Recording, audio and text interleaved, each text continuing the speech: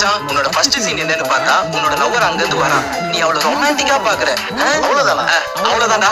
நல்லா பண்ணிடுறா. வாங்க ப்ரோ நம்ம ஷார்ட் போயிடலாம். Camera rolling action. Bro cut cut cut. டேய் டேய் டேய் எப்படி பார்க்க சொன்னா எப்படிடா பாக்குற? வீடியோ தப்பா போய்டும்டா.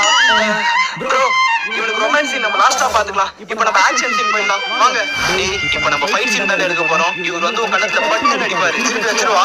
ஐயோ அடிக்க வாங்கிட்டு அவரை கோவமா பாக்கணும். புரியுதா? நீ போ. என் கோவத்தை பாப்ப. Rolling action.